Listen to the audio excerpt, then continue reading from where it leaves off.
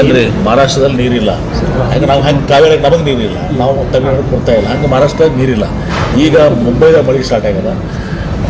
ನಮಗೆ ಮೇನ್ಲಿ ನೀರು ಬರಬೇಕಾಗಿದ್ದು ಮಹಾಬಳೇಶ್ವರ, ಏನೋ ಮಹಾದೇವ್ ಘಾಟ್ ಅಂತ ಅಂತೀರಿ, ಮಹಾದೇವ್ ಹಿಲ್ಸ್ ಅಂತೇಳಿ ಅಲ್ಲಿಂದ ಸ್ಟಾರ್ಟ್ ಆಗಬೇಕು. ಅಲ್ಲಿ ಭಾಳ 11-15 mm ಮಳೆ ಆಗಿದೆ ಅಂತೇಳಿ ಏನೋ ನೀರು ಹರಿತಾ ಇಲ್ಲ, ನೀರು ಹರಿತಾ ಇಲ್ಲ. ಇವತ್ತು ಕೂಡ ಬೆಳಗ್ಗೆ ನಾನು ರಿಪೋರ್ಟ್ ತೊಗೊಂಡಿದ್ದೀನಿ.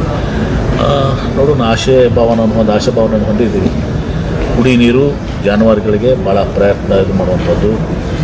ಆ ಕೆಲಸದಲ್ಲಿ ಎಲ್ಲರೂ ಕೂಡ ಸಂಘಟಿತವಾಗಿ ಟೀಮ್ ಎಫರ್ಟ್ ಆಗಿ ಎಲ್ಲ ಶಾಸಕರು ಕೂಡ ಅನೇಕ ಸಲಹೆ ಸೂಚನೆಗಳನ್ನೆಲ್ಲರೂ ಕೂಡ ಕೊಟ್ಟಿದ್ದಾರೆ. ಅವರು ಕೂಡ ಎಲ್ಲ ರೀತಿಯ ಸಹಯೋಗವನ್ನು ಅಧಿಕಾರಿಗಳ ಜೊತೆ, ಯಾಕಂದರೆ ಅವರು ಮತಕ್ಷೇತ್ರ ಜನರನ್ನು ರಕ್ಷಣೆ ಮಾಡುವಂಥದ್ದು ಇದು ಕೂಡ ಅವ್ರಿಗೂ ಕೂಡ ಜವಾಬ್ದಾರಿ. ಎಲ್ಲರೂ ಕೂಡ ಸಂಘಟಿತವಾಗಿ ಆ ಕೆಲಸ ಮಾಡ್ತಾರೆ. ಸರ್, ವಿಷಯಕ್ಕೆ ಸಂಬಂಧಪಟ್ಟಂಗೆ ಮಹಾರಾಷ್ಟ್ರ ಆಗ್ತದೆ ಈಗ ಹಿಂದೆ HK ಪಾಟೀಲ್ರು ಎಲ್ಲರೂ ಕೂಡ ಭಾಳಷ್ಟು ಆಸಕ್ತಿ ವಹಿಸ್ಕೊಂಡು ಮಾಡ್ತಾಯಿದ್ರೆ ನಿಮ್ಗೆ ಗೊತ್ತಿದೆ. ನಮಗೆ ನಾವು ನೆಲ ಜಲ ಮತ್ತು ಭಾಷೆ ಬಂದಾಗ ಪಕ್ಷಾತೀತವಾಗಿ ಬಾಟಿಗೆಯವರು ಇಲ್ಲೇ ಕೂತಿದ್ದಾರೆ, ಅವ್ರು ಒಳಗೊಂಡು ನಾವು ನಮ್ಮ ಇದು ವಿಷಯ ರಾಜ್ಯದ ಹಿತಾಸಕ್ತಿಯನ್ನು ಕಾಪಾಡ್ಕೊತೀವಿ. ಇದ್ರಾಗ ಎರಡು ಮಾತಿಲ್ಲ.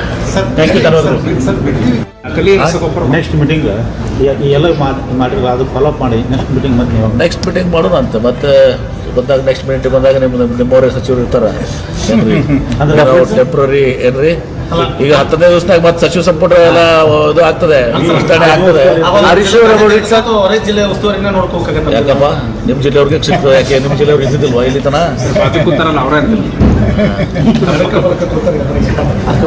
ಅದು ನನ್ನ ಕೈ ಗೊತ್ತಿಲ್ಲ, ಕಾಂಗ್ರೆಸ್ ಆಯ್ಕೆ ಅದು ಖಂಡನೆ ಮಾಡಬೇಕಾಗ್ತದೆ. ಕೃಷ್ಣ ಕಣಿವೆ ನಿಮ್ಗೆ ಗೊತ್ತಿದೆ, ರಾಜ್ಯದ 54% 56% ಇದು ಮಾಡ್ತಿದ್ದಾರೆ. ಕೃಷ್ಣೆ ಮತ್ತು ಕಾವೇರಿ ಎರಡು ಕಣಿಗಳಿದ್ದಂಗೆ. ಕೃಷ್ಣಾ ನದಿ ವ್ಯಾಪ್ತಿ ಭಾಳ ದೊಡ್ಡದಿದೆ, ಕಾವೇರಿದು ನಮ್ಗಿಂತ ಚಿಕ್ಕದಿದೆ. ಅದಾಗಿನೂ ಕೂಡ ಅವಿಭಾಜ್ಯ ಕರ್ನಾಟಕ ಎರಡು ಕೃಷ್ಣ ಮತ್ತು ಕಾವೇರಿ ಎರಡು ಕಣಿಗಳಿದ್ದಂಗೆ.